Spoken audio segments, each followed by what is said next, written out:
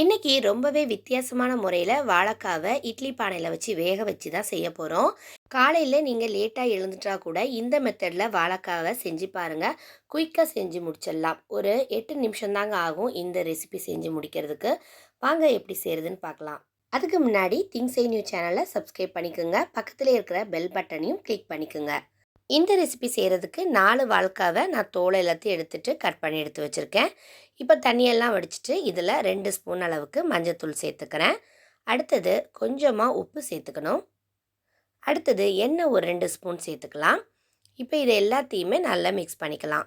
வாழைக்காவை வேக வைக்கிறதுக்கு முன்னாடி மஞ்சத்தூள், கொஞ்சம் உப்பு, எண்ணெய் இதெல்லாம் சேர்த்து நம்ம மிக்ஸ் பண்ணிவிட்டு வேக வச்சோன்னா வேக வச்சதுக்கப்புறமா வாழைக்காய் கருத்து போகாது, நல்லாயிருக்கும். அதுக்காக தான் மஞ்சத்தூளும் உப்பும் கொஞ்சம் எண்ணெயும் சேர்த்துக்கிறோம். நான் இன்றைக்கி தேங்காய் எண்ணெய் தான் சேர்த்துருக்கேன். தேங்காய் எண்ணெய் சேர்த்து நம்ம வேக வைக்கும் போது நல்ல மணமாக இருக்கும். இட்லி பாத்திரத்தில் தண்ணி ஊற்றியாச்சு.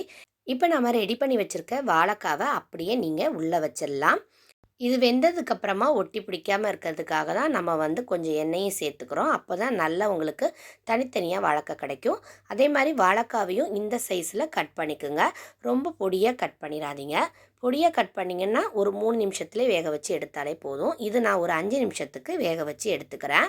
காலையில் நீங்கள் பசங்களுக்கு மட்டும் இல்லை ஆஃபீஸ் போகிறவங்களுக்கு மட்டும் செய்கிறீங்கன்னா 2 வாழைக்காவை கீழ்த்தட்டில் 2ம் வச்சுட்டு மேலே நீங்கள் இட்லி கூட ஊற்றிக்கலாம். ரொம்ப ஈஸியாக குயிக்காக 2மே ஒரே நேரத்தில் ரெடி ஆகிடும். 5 நிமிஷத்துலேயே இது குயிக்காக வெந்துடும். அதனால் ரொம்ப நேரம் வேக விட்டுறாதீங்க. உங்களுக்கு பார்த்தாலே தெரியும் நல்ல கரெக்டான கன்சிஸ்டன்சியில் இது வெந்திருக்கு. அதே நேரத்தில் கலரும் சேஞ்ச் ஆகலை. இப்போ நம்ம எப்படி தாளிக்கிறதுன்னு பார்த்துடலாம். 2 ஸ்பூன் எந்த எண்ணெய்னாலும் நீங்கள் எடுத்துக்கலாம். கடலெண்ணெய், தேங்காய் எண்ணெய், நல்லெண்ணெய் எதில் வேணாலும் இந்த தாளிப்பு செய்யலாம், நல்லா தான் இருக்கும். 1 ஸ்பூன் கடுகு, 1 ஸ்பூன் உளுத்தம்பருப்பு, 1 ஸ்பூன் அளவுக்கு ஜீரகம், கொஞ்சம் கருவேப்பிலை, கொஞ்சமாக பெருங்காயத்தூள். அடுத்தது இஞ்சி பூண்டு பேஸ்ட்டு கண்டிப்பாக சேர்த்துக்குங்க. ரொம்ப ரொம்ப டேஸ்ட்டாக மணமாக இருக்கும். இப்போ இது எல்லாத்தையும் எண்ணெயில் நல்லா பொரிச்சதுக்கப்புறமா இதுக்கு கொஞ்சம் உப்பு சேர்த்துக்கலாம். வேக வைக்கும் போது கொஞ்சம் போடுறோம் இல்லையா, இதுக்கும் கொஞ்சம் சேர்க்கணும். அப்போ தான் நல்லாயிருக்கும். கரம் மசாலாத்தூள் ஒரு 1/4 ஸ்பூன் அளவுக்கு போட்டிருக்கேன். மிளகாய்த்தூள் 3 ஸ்பூன். உங்களோட காரத்துக்கு ஏற்ற மாதிரி போட்டுக்குங்க. நம்ம எத்தனை வாழைக்காய் எடுக்கிறோமோ அதுக்கேற்ற மாதிரி காரத்தை சேர்த்துக்கணும். இப்போ இதை எண்ணெயிலே லோ ஃப்ளேம்லேயே ஃப்ரை பண்ணிவிட்டு அதுக்கப்புறமா நம்ம வேக வச்சுருந்த வாழைக்காவை நம்ம சேர்த்துக்கலாம். மிளகாத்தூள் போட்டதும் கரிஞ்சிடக்கூடாது அப்படின்னு நீங்கள் நினச்சிங்கன்னா அடுப்பை ஆஃப் பண்ணிவிட்டு மிளகாய்த்தூள் போடுங்க. எனக்கு செஞ்சு பழக்கங்கிறதுனால நான் லோ ஃப்ளேமில் வச்சு மிளகாத்தூள் போட்டுட்டு டக்குன்னு அதை ஒரு 2 செகண்டில் கிளறி விட்டுட்டு நான் இதை போட்டு கிளற ஆரம்பிச்சிட்டேன். இப்போ இந்த வாழைக்காவை ஒரு 2லேருந்து 3 நிமிஷம் நல்லா அந்த மசாலா எல்லாமே அதுக்குள்ளே இறங்கி வர்றது மாதிரி நீங்கள் அப்படியே கொஞ்சம் நேரம் விட்டுருங்க. இந்த லோ ஃப்ளேம்லேயே நான் அப்படியே விட்டுடுறேன்.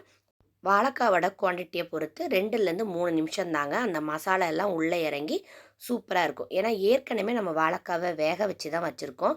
ஸோ இந்த மசாலா எல்லாமே போடும்போது ஒரு 2-3 நிமிஷத்தில் நல்லா உள்ளே சேர்ந்துடும். அவ்வளோதாங்க, மசாலா வாழைக்காய் ஃப்ரை ரெடி ஆகிடுச்சு. இந்த ரெசிப்பியை சமையல் செய்ய தெரியாதவங்க கூட ஈஸியாக செஞ்சிடலாம். இப்போ தான் சமையல் நீங்கள் கற்றுக்குறீங்கன்னா இந்த மாதிரி மெத்தடில் வாழைக்காய் செஞ்சு பாருங்கள். குழையாமல் அதே நேரத்தில் ரொம்ப சூப்பராக உங்களால் செஞ்சிட முடியும். இந்த வீடியோ உங்களுக்கு பிடிச்சிருந்தால் லைக் பண்ணுங்கள். உங்கள் ஃப்ரெண்ட்ஸ் அண்ட் ஃபேமிலிக்கு ஷேர் பண்ணுங்கள். புதுசாக இந்த வீடியோவை யாராவது பார்த்துட்டு இருந்தீங்கன்னா பிடிச்சிருந்தா லைக் பண்ணிவிட்டு சப்ஸ்கிரைப் பண்ணுங்கள். தேங்க்யூ.